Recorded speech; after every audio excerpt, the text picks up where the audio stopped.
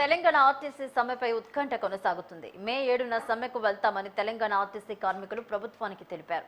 అందుబాటులో ఉన్న కార్మికులతో ఇవాళ మంత్రి పొన్నం ప్రభాకర్ భేటీ అయ్యే ఛాన్స్ ఉంది. సమ్మె చేయొద్దని కార్మిక సంఘాలకు తెలంగాణ ప్రభుత్వం విజ్ఞప్తి చేసింది. ఆర్టీసీ కార్మికులతో చర్చలు సిద్ధమని మంత్రి పొన్నం ప్రభాకర్ నిన్న ప్రకటించారు. రాష్ట్ర ఆర్థిక పరిస్థితిని అర్థం చేసుకోవాలని విజ్ఞప్తి చేశారు. ప్రభుత్వ ఆర్థిక పరిస్థితులను దృష్టిలో పెట్టుకుని ఆర్టీసీ కార్మికులు సహకరించాలన్నారు. ఆర్టీసీ ఇప్పుడిప్పుడే లాభాల బాటలో నడుస్తుందన్నారు. అయితే సమస్యలను పరిష్కరించే వరకు సమ్మెకై సై అంటున్నాయి కార్మిక సంఘాలు.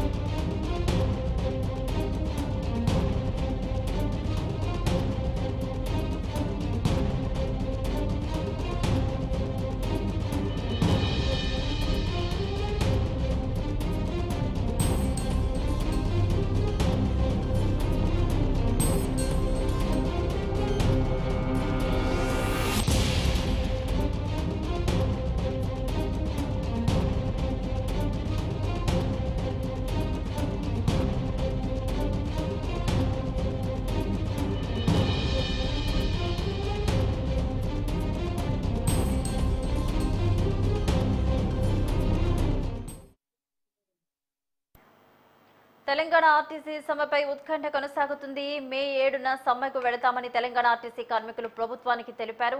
అయితే అందుబాటులో ఉన్న కార్మికులతో మంత్రి పొన్నం ప్రభాకర్ భేటీ అయ్యే ఛాన్స్ అయితే ఉంది. సమ్మె చేయొద్దని కార్మిక సంఘాలకు తెలంగాణ ప్రభుత్వం విజ్ఞప్తి చేస్తుంది. కానీ ఆర్టీసీ కార్మికులతో చర్చలకు సిద్ధమని మరోపక్క మంత్రి పొన్నం ప్రభాకర్ నిన్న ప్రకటించారు. రాష్ట్ర ఆర్థిక పరిస్థితిని అర్థం చేసుకోవాలని సూచించారు. ప్రభుత్వ ఆర్థిక పరిస్థితులను దృష్టిలో పెట్టుకుని ఆర్టీసీ కార్మికులు సహకరించాలన్నారు. ప్రస్తుతం ఆర్టీసీ ఇప్పుడిప్పుడే లాభాల్లో కొనసాగుతుందని దయచేసి సమ్మె చేయొద్దని అయితే కోరారు. మరోపక్క కార్మిక సంఘాలైతే సమ్మె చేసే దిశగా ప్రయత్నాలు చేస్తున్నాయి. ఇదే అంశానికి సంబంధించి మరిన్ని అప్డేట్స్ మా ప్రతినిధి సాగర్ అందిస్తారు. సాగర్, తెలంగాణ ఆర్టీసీ సమ్మె చేయాలని నిర్ణయం తీసుకొని నోటీస్ ఇవ్వడం జరిగింది. తెలంగాణ ఆర్టీసీ సమ్మె ఉత్కంఠ కొనసాగుతుంది. అయితే జనవరిలో ప్రభుత్వం దృష్టికి తీసుకెళ్లినా ఎలాంటి హామీ దక్కలేదని ఈ క్రమంలోనే మే 7 నుంచి సమ్మెకు వెళ్తామని చెప్పి తెలంగాణ ఆర్టీసీ జేఏసీ నాయకులు కార్మికులు స్పష్టం చేశారు. అయితే ఉదయం 7 గంటల నుంచి డిపోలో మంది ధర్నాలు చేయాలని చెప్పి ఆర్టీసీ జేఏసీ ప్రణాళికలు సిద్ధం చేసింది. ఈ సమ్మెలో ఆర్టీసీ ప్రభుత్వం విలీనం చేయాలని ప్రధాన డిమాండ్ వినిపిస్తుంది. గత బీఆర్ఎస్ ప్రభుత్వం ఆర్టీసీ ప్రభుత్వంలో విలీనం చేయాలని నిర్ణయం తీసుకున్నా సరే ఎన్నికల తర్వాత కాంగ్రెస్ అధికారంలోకి రావడంతో విలీనం ప్రక్రియ స్పష్టపడలేదు. కోర్టు డైరెక్షన్ ఉన్నప్పటికీ కూడా ప్రభుత్వం ఎలాంటి నిర్ణయం తీసుకోవాలని జేఏసీ నాయకులు చెప్తున్నారు. పీఆర్సీలు, పిఎఫ్, సిపిఎఫ్ విధానాలపై అలాగే 17,000 పైగా ఉద్యోగులు రిటైర్ అయినా వారి సమస్యలను తీర్చడం లేదని ప్రధానంగా డిమాండ్ చేస్తున్నారు. జేఏసీ నాయకులు ఇప్పటికే మంత్రులను ఆర్టీసీ యాజమాన్యాన్ని కలిసినా వారి సమస్యలు చెప్పుకుంటున్నా ఎలాంటి నిర్ణయం కూడా ప్రభుత్వం తీసుకోవాలని చెప్తున్నారు. ఇందులో కొత్తగా ఏమీ అడగడం లేదని మీరు ఇచ్చిన హామీల ప్రకారం మేము సమ్మె నోటీసులు ఇచ్చామని చెప్పి కూడా జేఏసీ నాయకులు చెప్తున్నారు. అయితే ఈ సందర్భంలోనే సమస్య పరిష్కారానికి 7 నుంచి తలపెట్టిన సమ్మె సందర్భంగా ఈ రోజు ఇందిరా విజ్ఞాన కేంద్రం నుంచి బద్భవాని వరకు కూడా ప్రవాసులు కూడా నిర్వహిస్తున్నట్టు సమాచారం ఉంది.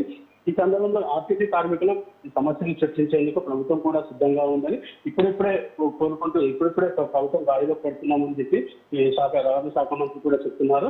అయితే ఈ నెల 5, 6 తేదీలో హైదరాబాద్ లో ఆర్టీసీ కార్మికుల సమస్యలపై చర్చించేందుకు అందుబాటులో ఉంటారని చెప్పి చర్చలకు రావాలని ఆర్టీసీ నాయకులకు, కార్మికులకు మంత్రి సమాచారం ఇచ్చినట్లు కూడా తెలుస్తుంది. అయితే ఇప్పటికే పాత అప్పులు, పిఎఫ్, సిపిఎఫ్ విధానాలు బకాయిలు తగ్గిస్తూ మరియు ఉద్యోగుల పదవీ రమణ చేసిన రోజే అన్ని బెనిఫిట్స్ ఇచ్చేలా ప్రయత్నాలు కూడా చేస్తున్నామని చెప్పి మంత్రి కూడా ఇటీవల సిద్దిపేటలో బస్టాండ్ ఆకస్మిక తనిఖీలో మాట్లాడుతూ తెలిపారు. అయితే ఇప్పుడిప్పుడే ఆర్టీసీ కష్టం నుంచి బయటపడుతుందని కొద్దిగా అర్థం చేసుకోవాలని సమ్మెను విరమించుకోవాలని చెప్పి కూడా ప్రభుత్వం నుంచి మంత్రులు చెప్తున్నారు. అయితే కార్మిక సంఘాలు ప్రభుత్వంతో చర్చలకు వచ్చి సమస్యలపై చర్చించి అనంతరం చర్చలకు సఫలం చేసుకుంటారా లేదా విఫలం చేసుకుంటారా, ఈ సమస్యలపై కొంచెం సమయం తీసుకుంటారా అని చెప్పేసి కూడా చర్చగా మారింది. Right, thank you Sagar.